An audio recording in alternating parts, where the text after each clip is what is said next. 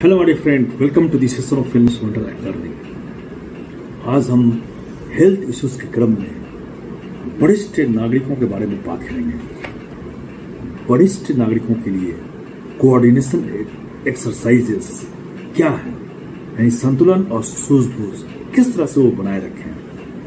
होता क्या है कि जैसे जैसे उम्र बढ़ती है, शरीर की कई क्षमताएं धीरे धीरे कम होने लगती है। इसमें सबसे जरूरी है कोऑर्डिनेशन, यानी शरीर के अलग अलग हिस्सों को एक साथ संतुलित और सुचारू रूप से चलाने की क्षमता। इनमें कमी पाई जाती है। अच्छी बात यह है कि कुछ नियमित एक्सरसाइज से हम इस क्षमता को बनाए रख सकते हैं और गिरने या चोट लगने जैसी जोखिम को भी इससे घटाया जा सकता है। जनरली एज बढ़ने के साथ जो शरीर में संतुलन की क्षमता जो खत्म होने लगती है, इससे अक्सर गिरने और चोट लगने की संभावना बढ़ जाती है।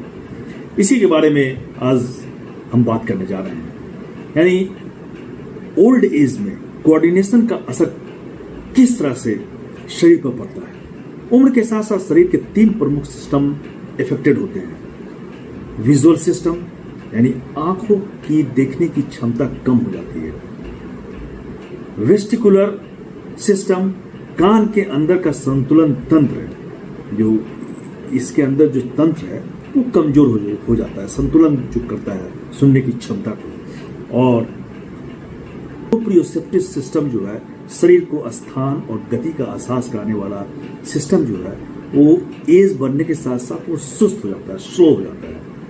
और इस सभी का असर पड़ता है संतुलन पर, चाल पर, पोस्चर पर और शरीर की गतिविधियों पर। तो बैलेंस बढ़ाने वाली एक्सरसाइज जो है वो बहुत ही जरूरी है करना।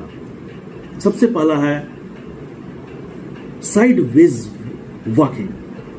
साइड वेज वॉकिंग में पैरों को हल्का मोड़े और एक साइड 10 स्टेप्स चले और धीरे धीरे स्पीड और स्टेप्स जो है वो बढ़ाएं। पैरों को हल्का मोड़े और एक साइड 3 स्टेप्स चलना है। धीरे धीरे स्पीड बढ़ाना है और स्टेप्स भी बढ़ाना है। 10 स्टेप्स के बाद और धीरे धीरे इसको बढ़ाते जाएं। उसके बाद है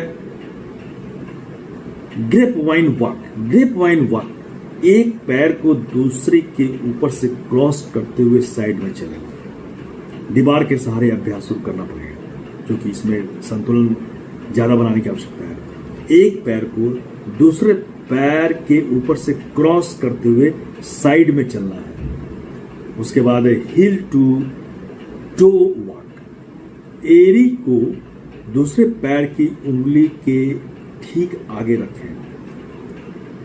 5-10 स्टेप्स करें। दीवार का सहारा इसमें लेना पड़ेगा। उसके बाद है 1 लेग स्टैंड। दीवार के सामने खड़े होकर एक पैर उठाएं। 5 से 10 सेकंड तक रोकें। दोनों पैर पर 3-3 बार करें। यह फिक्स पॉइंट पर नजर टिकाकर अभ्यास करना है। वजन दोनों पैरों में समान रखना है। ये एक्सरसाइज जो है आपके शरीर में संतुलन को बनाने की, बरकरार रखने की क्षमता को धीरे धीरे बढ़ाएगा।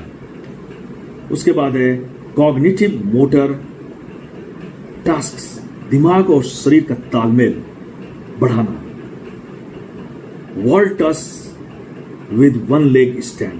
वॉल टस, एक पैर उठाकर खड़े रहें और दोनों हाथों से वॉल पास करें। एक पैर उठाकर खड़े हो जाएं, दोनों हाथों से बॉल को पास करें। नजर बॉल पर टिका कर रखें। ये बैलेंस बनाने के लिए काफी अच्छा है। वॉक एंड टॉस, किसी पार्टनर के साथ चलते चलते टेनिस बॉल को बाउंस करके पकड़ें। रिलैक्स और संतुलन दोनों का अभ्यास होता है इससे। उसके बाद है स्क्वाट विद फोकल पॉइंट। सामने किसी बिंदु पर ध्यान को रखकर स्क्वाट करें। हाथों को ऊपर उठाकर एक बार दाएं फिर बाएं मोड़ें। प्रोप्रियोसेप्टिव एक्सरसाइज, शरीर को स्पेस और मूवमेंट का सही अंदाज दिलाने वाली एक्सरसाइज है। वर्ड डाउन, हाथ पैर के सहारे फर्श पर रहें।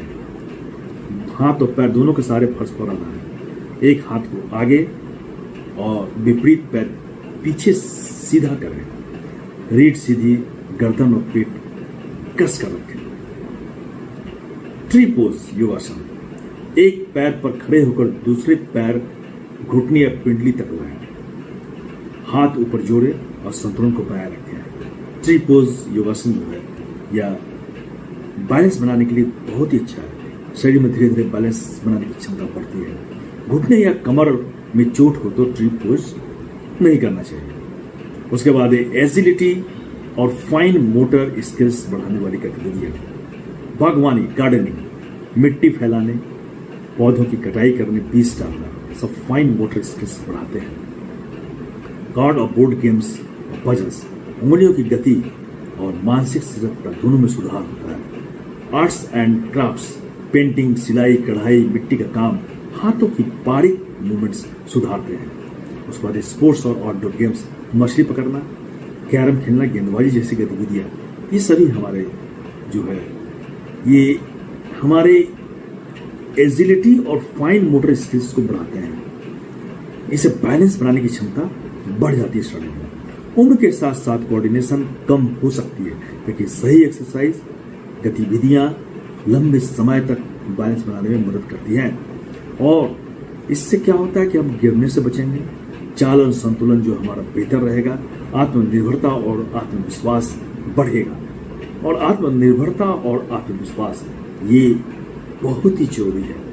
और बायो क्लॉक को रीसेट करना, जिस तरह से कि आप सुबह में अगर ये सोचते हैं कि सुबह 4 बजे उठना है, तो बायो क्लॉक के कारण ही सुबह देखेंगे कि आपको ठीक 4 बजे नींद छूट जाएगी। उस तरह से आपको सेट करना है अपने बैलेंस को बनाने के लिए बायो क्लॉक। ऐसा नहीं कि हमारा उम्र बढ़ गया है, हम ओल्ड एज में पहुंच गए हैं, तो हम ये सोचने लगे कि हमारा शरीर कमजोर हो रहा है और हम अब ये काम नहीं कर सकते हैं। ये इसी को रीसेट करना, इसी बायो क्लॉक को रीसेट करके हम सोचे कि ऐसा कुछ नहीं है। शरीर बायो क्लॉक के अनुसार ही चलता है, संतुलन की क्षमता उसी के अनुसार इसमें विकसित होती है। इस तरह से करें और फिर जीवन को सुगम और सुलभ बनाएं। धन्यवाद।